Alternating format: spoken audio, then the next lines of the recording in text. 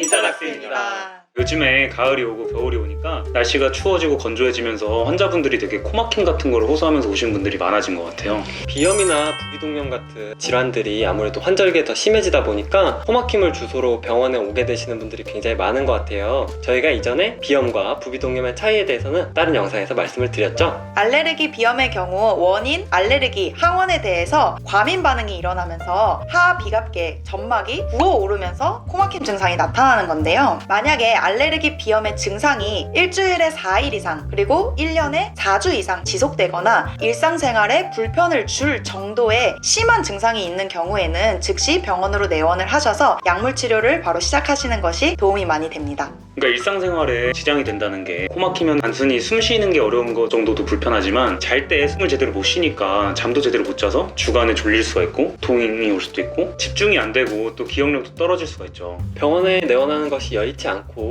약을 복용할 정도의 어떤 중증도는 아니지만 평소에 콧물이나 코막힘으로 굉장히 고생을 하고 계시다면은 집에서 간단하게 시도해볼 수 있는 방법이 하나 있는데요. 그게 바로 오늘 설명해드릴 코세척이에요. 우리의 체액의 성분과 동일한 생리식염수를 가지고 코세척을 하게 되는데요. 비강 안을 세척을 해줌으로써 세균이나 알레르기 원인 항원을 씻어낼 수 있고, 특히나 이렇게 춥고 건조해지는 시기에 항상 코가 건조하다고 느끼시거나 그 건조함으로 인해서 자주 코피가 생기시는 분들에게는 코세척을 해줌으로써 코 안에 적절한 습도도 유지해주기 때문에 아주 쉽고 가성비까지 굉장히 좋은 치료법이라고 할 수 있겠습니다. 코세척을 해보시니까 어떠셨어요? 저는 사실 이번에 처음 해봤는데 생리식염수가 솔직히 그냥 물이나 다름이 없잖아요. 그래서 별 효과가 없을 줄 알았어요, 처음에는. 근데 이걸 하고 나니까 코가 뻥 뚫리는 느낌이 나고 굉장히 뭔가 숨이 잘 쉬어지는 느낌이 나니까 기분이 좋아지고 뭔가 기억력이 좋아지는 그런 효과까지 있는 것 같아요. 광고하시는 거 아니에요? 그래서 저도 제 외래에 오시는 분들한테 코세척을 항상 강추해드리고 있거든요. 코가 막혀서 오시거나 콧물이 너무 자주 나거나 봄, 가을에 환자들이 더 많이 오게 되는데 그런 환자분들께 이걸 추천을 해드리면 정말 효과가 좋은 것 같아요. 사실 저도 전공의가 되기 전까지는 한 번도 안 해봤어요. 그거를 이제 설명을 해주려면 저도 해봐야 되잖아요. 그래서 하고 났더니 진짜 신세계인 거예요. 아니 그렇게 좋아요? 너무 코가 진짜 딱 세척이 되면서 깨끗해지는 느낌이라 너무 좋아가지고 그 이후로는 더 강추를 해드리는 편입니다. 그럼 요즘도 셀프로 하시나요? 네. 진짜요? 중독. 외래에 계속 있거나 하게 되면 낮 시간에 그리고 먼지가 엄청 많이 있잖아요. 맞아. 그런데 그거가 딱 씻겨 나가면서 엄청 상쾌한 느낌이 들어요. 요즘 같은 시기엔 더 좋을 수도 있겠어요. 미세먼지나 좋아요. 바이러스가 위험할 때는 하면 좋겠다. 하지만 제대로 된 방법으로 하지 않으면 어떤 문제가 생길 수도 있기 때문에 저희가 제대로 된 방법으로 보여드리겠습니다.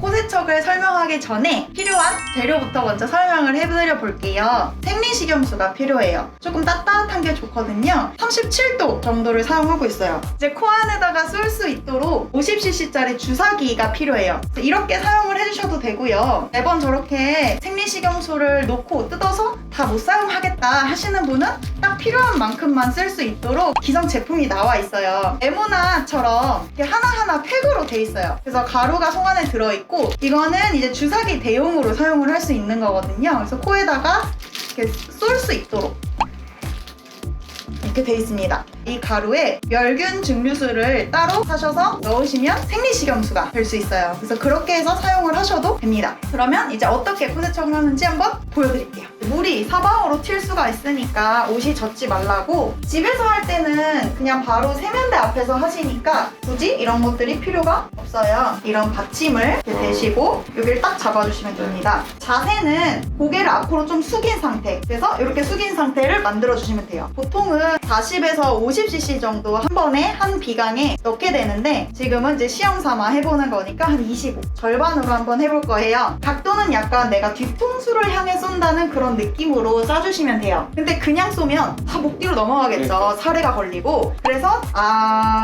소리를 계속 내주시면 됩니다. 숙이시고 소리를 내셔야 돼요. 이렇게 해주시면 됩니다. 어때요? 좀 시원하긴 시원하죠? 아 진짜 시원한데요? 그쵸? 원래는 이게 한쪽 코에 3번씩, 그래서 한 세트가 진행이 되게 돼요. 불편할 때마다 이렇게 반복적으로 해주시면 진짜 코가 시원해지거든요. 그런데 나는 더 시원하게 뻥 뚫렸으면 좋겠어 하는 생각으로 얘를 더 세게 팍 하게 되면 우리 코와 귀를 연결하고 있는 유스타키오 관이라는 게 있는데 그쪽으로 이 압력이 너무 세지면서 물이 역류를 하게 되는 경우가 생길 수 있어요. 그럼 우리가 물속에 잠겨있는 것처럼 먹먹한 느낌이 드실 수 있고 심해지는 경우에는 중이염까지 생길 수 있으니까 절대 세게 하시거나 하실 필요 없으시고요. 천천히 살살 해주셔도 충분히 세척이 됩니다.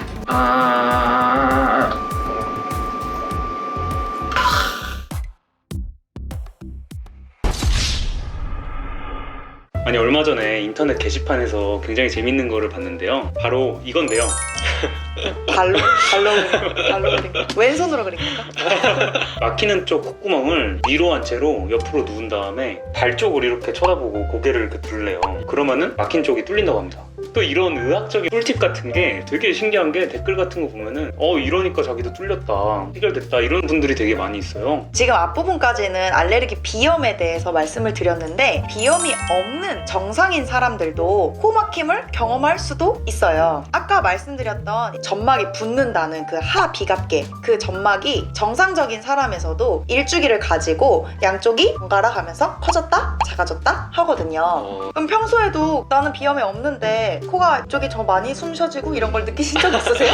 좀 집중해서 보면 그런 거 같기도 한데 그냥 약간 기분 탓이겠거니 했었어요. 평소에는 저희가 그런 걸 못 느끼는데 감기 같은 거 걸려가지고 코가 부으면은 오늘은 여기가 막혔는데 내일은 여기가 막혀 이런 거를 경험한 적이 되게 많거든요. 맞아요. 그리고 또 한 가지 더 말씀을 드리고 싶었던 거는 체위성 코막힘이라는 게 있어요. 자세에 따라서 유발이 될 수 있다는 건데 우리가 중력의 영향을 받게 되잖아요. 예를 들어 한쪽 옆으로 눕게 되면 이 아래쪽으로 피가 혈액이 더 쏠리게 되는 거죠. 그렇게 되면서 그 아래쪽에 해당하는, 예를 들어 내가 우측으로 누웠다면 우측에 해당하는 그 하비갑계의 점막이 더 붓게 되는 거예요. 그러면 일시적으로 내가 느끼기에는 오른쪽 코가 갑자기 막히네 라고 느낄 수 있는 거죠. 게다가 만약에 비중격 망곡증, 비중격이 한쪽으로 휘어 있으신 분들은 그 휘어 있는 좁은 쪽으로는 평소에 숨을 잘 못 쉬시는 경우가 있고 넓은 쪽으로 한쪽으로만 숨을 쉬고 있지만 본인은 양쪽으로 숨을 쉰다고 느낄 수 있어요. 근데 그러신 분들이 만약에 이 넓은 쪽, 그 한쪽으로 숨을 쉬고 있는데 그쪽이 아래로 향하게 누웠다. 그러면 이제 중력에 의해서 그쪽 비갑계가 커지면서 갑자기 원래는 잘 쉬었던 그 맞아요. 구멍으로 숨을 못 쉬게 되니까 코가 막힌다고 느끼실 수도 있는 거예요. 그거는 일주기의 영향에 의해서도 마찬가지고요. 그런 상황에서 고개를 들어서 반대쪽을 보게 되면 막히던 쪽이 위로 가게 했을 때 이미 조금 더 중력의 영향을 덜 받으니까 코가 조금 더 뚫릴 거고, 그 상태에서 고개까지 들어서 아래쪽을 보게 되면 중력의 영향이 사라지면서 일시적으로 코가 뽕 하고 뚫리는 것 같은 느낌을 받으실 수도 있을 것 같아요. 설명이 되긴 하는 거네요, 의학적으로. 아까 무시하셨더니 그림이 굉장히 과학적인 그림입니다. 굉장히 마술 같지만 타당하게 그런 효과를 볼 수는 있는 거예요. 그 방법 자체가 어떠한 원인을 근본적으로 해결해 주지는 못하겠지만 평소에 내가 우측으로만 누웠을 때 항상 코가 더 막히다 하시는 분들은 반대쪽으로 아마 누워서 자시면 평소에는 코막힘 때문에 잠도 못 자고 힘들었는데 그렇게 자니까 잠도 잘 오고 코막힘도 없이 밤새 잘 잘 수 있다더라 하시는 분들은 그렇게 자시는 게 도움이 될 수도 있겠네요. 오늘은 환절기에 심해지는 코막힘에 대해서 알아봤는데요. 이렇게 춥고 건조해지는 시기에 코 건강을 위해서라도 실내에 적절한 습도를 유지해 주시고 코세척을 통해서 안에 있는 병원균이나 원인 항원 등을 제거하고 코 안에 습도까지 유지해 주신다면 하루하루 더 뻥 뚫린 삶을 지내실 수 있을 것 같아요. 오늘의 영상이 유익하셨다면 구독과 좋아요 부탁드릴게요. 지금까지 이사닥스였습니다. 감사합니다. 이거 생각보다 힘들어요. 그리고 이거 보세요. 지금 옷이 초보라서 그러신 건데 옷 좀 갈아입잖아요. 오늘 갈아입었어요.